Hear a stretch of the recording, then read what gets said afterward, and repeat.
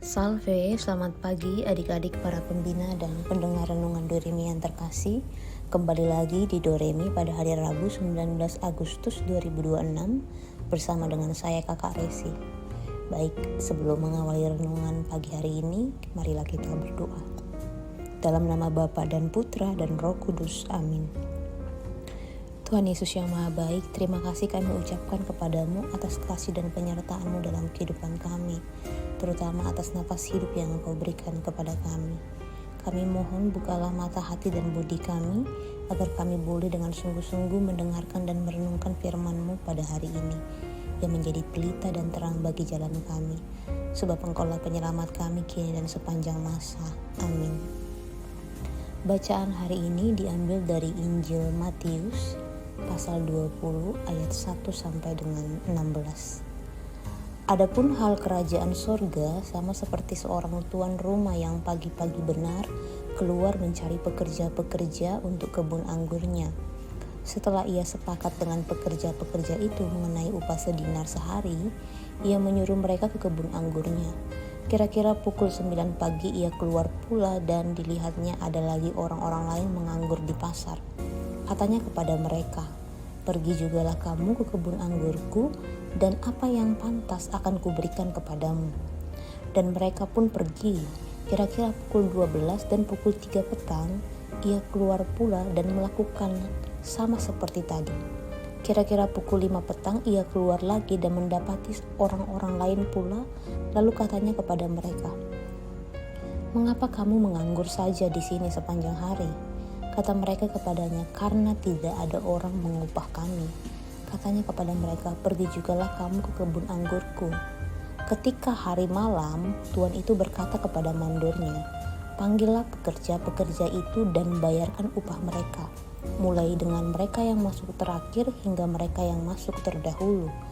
Maka datanglah mereka yang mulai bekerja kira-kira pukul 5, dan mereka menerima masing-masing 1 dinar.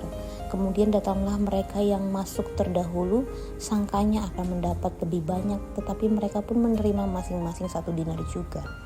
Ketika mereka menerimanya, mereka bersungut-sungut kepada tuan itu, katanya, "Mereka yang masuk terakhir ini hanya bekerja 1 jam dan engkau menyamakan mereka dengan kami yang sehari suntuk bekerja berat dan menanggung panas terik matahari." Tetapi tuan itu menjawab seorang dari mereka, "Saudara, aku tidak berlaku tidak adil terhadap engkau. Bukankah kita telah sepakat sedinar sehari? Ambillah bagianmu dan pergilah. Aku mau memberikan kepada orang yang masuk terakhir ini sama seperti kepadamu. Tidakkah aku bebas mempergunakan milikku menurut kehendak hatiku? Atau iri hati ke engkau karena aku murah hati?" Demikianlah orang yang terakhir akan menjadi yang terdahulu, dan yang terdahulu akan menjadi yang terakhir. Demikianlah sabda Tuhan, terpujilah Kristus. Dalam bacaan Injil hari ini, perumpamaan tentang pemilik kebun anggur yang mencari pekerja dan memberikan upah yang layak bagi masing-masing, walaupun tidak sesuai dengan harapan para pekerja yang datang lebih awal, menunjukkan karya belas kasih dan kerahiman Allah. Melalui tindakan itu, Yesus menyadarkan setiap orang bahwa belas kasih dan kerahiman Allah tidak tergantung pada prestasi manusia. Belas kasih dan kerahiman itu adalah anugerah cuma-cuma dari Allah.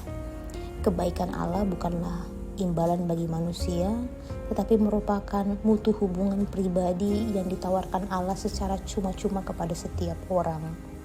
Allah sangat berbelas kasih, dan belas kasih-Nya tidak bisa diukur dengan logika. Ia bermurah hati tanpa batas. Mungkin dalam kehidupan sehari-hari di antara kita ada yang merasa mengalami ketidakadilan. Misal di dalam keluarga, seorang anak merasa sudah banyak berkorban, tapi perhatian orang tua lebih tertuju kepada saudaranya. Hal ini mungkin membuat hati kita merasa iri, kecewa, bahkan tidak adil. Maka kita perlu merefleksikan, apakah aku masih sering iri hati ketika melihat orang lain menerima lebih, padahal aku sudah merasa bekerja dan berdoa lebih lama?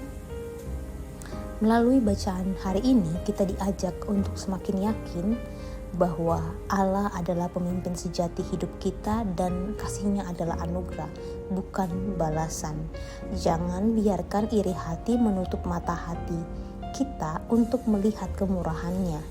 Marilah kita membangun hati yang sederhana, taat dan setia pada rencana Allah, sehingga kita pun mampu membagikan kasih-Nya tanpa perhitungan. Amin. Untuk mengakhiri renungan Doremi pagi hari ini, kakak mau mengajak kita semua untuk berdoa, doa anak misioner. Tuhan Yesus, Engkau diutus Bapa menjadi berkat bagi dunia dan menjadi juru selamat bagi manusia. Utuslah kami anak-anak dan remaja misioner di Indonesia untuk menjadi sahabat yang kuat bagi yang lemah, sahabat yang rela berkorban bagi yang menderita payah, sahabat penghibur bagi yang sakit dan gelisah.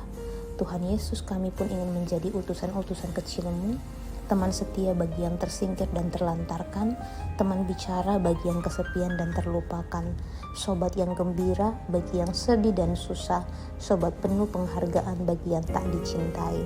Tuhan Yesus, utuslah kami ini dengan bantuan Roh Kudus-Mu, menjadi garam dan ragi yang baik, menjadi terang dan obor cemerlang, membawa kegembiraan dan pengharapan. Tuhan Yesus, kuduskanlah badanku dan kuduskanlah jiwaku. Kupersembahkan diriku padamu hari ini. Berkatilah semua anak dimanapun, berkatilah semua orang yang kami jumpai, siapapun mereka. Amin. Bapa kami yang ada di surga, dimuliakanlah nama-Mu, datanglah kerajaan-Mu, jadilah kehendak-Mu di atas bumi seperti di dalam surga. Berilah kami rezeki pada hari ini dan ampunilah kesalahan kami, seperti kami pun mengampuni yang bersalah kepada kami. Dan janganlah masukkan kami ke dalam pencobaan, tapi bebaskanlah kami dari yang jahat. Salam Maria, penuh rahmat, Tuhan sertamu, terpujilah engkau di antara wanita, dan terpujilah buah tubuhmu Yesus. Santa Maria, Bunda Allah, doakanlah kami yang berdosa ini, sekarang dan waktu kami mati. Kemuliaan kepada Bapa dan Putra dan Roh Kudus, seperti pada permulaan, sekarang, selalu, dan sepanjang segala abad. Amin. Dalam nama Bapa dan Putra dan Roh Kudus. Amin. Sampai bertemu kembali di renungan Doremi berikutnya. Tuhan Yesus memberkati.